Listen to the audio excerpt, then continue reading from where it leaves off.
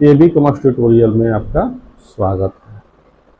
तो आज basic accounting terms और टर्मिनोलॉजी के बारे में बताया जाएगा। अकाउंटिंग यानी लेखांकन से संबंधित बेसिक टर्म्स यानी आधारभूत शब्दावली के बारे में समझाया जाएगा। तो आइए थोड़ा सा आधारभूत शब्दों को देखते हैं, बेसिक टर्म्स को देखते हैं। कॉमर्स।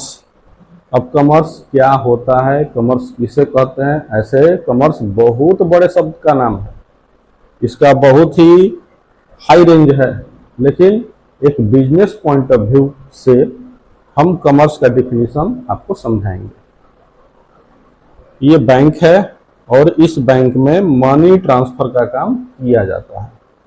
अब इस बैंक के अंदर में पुनः बेचने के लिए कोई वस्तु नहीं खरीदी जाती है। ये श्री राम जी का मंदिर है और इस मंदिर में भी कोई भी वस्तु पुनः बेचने के लिए नहीं खरीदी जाती है। यह स्कूल है और इस स्कूल में भी कोई भी प्रोडक्ट रीसेल वाले पर्पस के लिए नहीं खरीदी जाती है। ये मॉल है, मॉल में ये सारे प्रोडक्ट रखे हुए हैं, तो इसे हम लोग मॉल कहेंगे या बिजनेस कहेंगे या फर्म कहेंगे, कंपनी कहेंगे या शॉप कहेंगे। तो इस बिजनेस के अंदर में, इस व्यापार के अंदर में क्या होगा कि इन सभी प्रोडक्ट को रीसेल करने के लिए, पुनः बेचने के लिए ही खरीदा गया है। अब यहाँ पर रीसेल करने के लिए वस्तुओं का क्रय भी किया जाता है और उसी खरीदे गए वस्तु को बेचा भी जाता है, इसलिए इसे हम लोग बिजनेस का सेटअप कह सकते हैं। ये एक व्यापार है। अब इस व्यापार के अंदर में वस्तुएं भी खरीदी जाएगी, गुड्स भी खरीदे जाएंगे, सर्विसेज भी खरीदी जाएगी यानी कि सेवा भी खरीदी जाएगी और आइडिया भी खरीदे जाएंगे, और खरीदे गए गुड्स को बेचा भी जाएगा, खरीदे गए सर्विसेज को बेचा भी जाएगा और खरीदे गए आइडिया को बेचा भी जाएगा। अब खरीदे गए माल, सेवा या आइडिया को जब बेचा जाएगा तो परचेज में और सेल में अंतर हो जाएगा। अगर परचेज का अमाउंट कम रहेगा और सेल का अमाउंट ज्यादा रहेगा तो प्रॉफिट होगा। अगर परचेज ऑफ गुड्स का अमाउंट कम हो और सेल ऑफ अमाउंट का वैल्यू ज्यादा हो तो प्रॉफिट होगा। लेकिन ठीक इसका उल्टा हो जाए कि परचेज ऑफ गुड्स का वैल्यू यदि ज्यादा हो और सेल ऑफ गुड्स का वैल्यू कम हो जाए, लॉस भी होगा। लेकिन चूंकि हम लोग अभी बिजनेस को स्टार्टिंग वाले पॉइंट से ही समझ रहे हैं, इसलिए लॉस के बारे में बात नहीं किया जाएगा, प्रॉफिट के बारे में ही ज्यादा फोकस किया जाएगा, क्योंकि इस बिजनेस को शुरू ही किया गया है लाभ कमाने के उद्देश्य से, हानि कमाने के उद्देश्य से शुरू नहीं किया गया है। तो इस परचेज में और सेल के प्राइस में जो अंतर होगा, उस अंतर को हम लोग बोलेंगे प्रॉफिट यानी लाभ। अब ये बिजनेस है यानी कि ये मॉल है, ये शॉप है, ये फर्म है, ये कंपनी है, और इसी बिजनेस के अंदर में कुछ एक्टिविटी भी की जाएगी, कुछ ऑपरेशन भी कुछ बिजनेस ऑपरेशन भी किए जाएंगे। अब बिजनेस एक्टिविटीज का अर्थ क्या है? तो बिजनेस के अंदर में किया गया काम, यानी व्यापार के अंदर में जो काम किया जाता है, और ये हो गया व्यापार। तो व्यापार और व्यापार के कार्यों के संबंध में जो स्टडी का क्षेत्र होता है, उसी क्षेत्र को हम लोग कहते हैं, जो स्टडी का क्षेत्र होता है उसी स्टडी को हम लोग कहते हैं कॉमर्स। अब कॉमर्स का डिफिनीशन हम लोग ऐसे दे सकते हैं, commerce is the field of study that deals with business and business operations. यानी कॉमर्स किसे कहते हैं? तो एक ऐसा अध्ययन का क्षेत्र, एक ऐसा स्टडी का फील्ड, एक ऐसा अध्ययन का क्षेत्र जिसमें व्यापार और व्यापार के कार्यों का अध्ययन किया जाता है, उसी को हम लोग कहते हैं कॉमर्स। अब इसके एंगल से, इस पिक्चर के एंगल से भी थोड़ा कॉमर्स को समझते हैं। रॉ मटेरियल यहां पर है। अब रॉ मटेरियल को बेचने वाला भी एक व्यापारी है। अब ये व्यापारी अपने रॉ मटेरियल को किसी न किसी निर्माता को बेचेगा, मैन्युफैक्चरर को बेचेगा। अब यहां से कच्चा माल, रॉ मटेरियल निर्माता के पास कैसे पहुंचेगा? तो किसी न किसी ट्रांसपोर्ट से पहुंचेगा।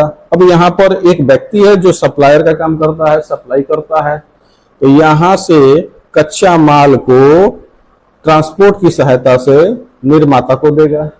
निर्माता कच्चे माल को रेडीमेड माल में उसको चेंज कर देगा, यानी कि कच्चे माल से वो कुछ न कुछ उत्पादन कर देगा।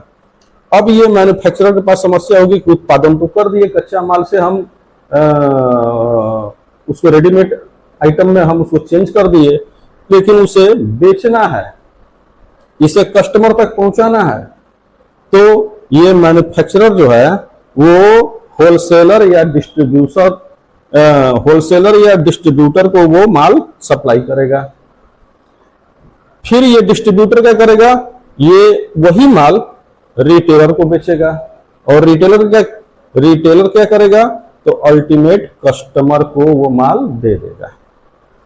अब कच्चा माल यहां पर है, तैयार माल यहां पर है, और इस रास्ते से वो माल इस अंतिम उपयोगकर्ता के पास पहुंचेगा, यानी कि लास्ट कंज्यूमर के पास पहुंचना है। अब इसे कंज्यूमर कह सकते हैं, इसे ग्राहक भी कह सकते हैं, इसे कस्टमर भी कह सकते हैं।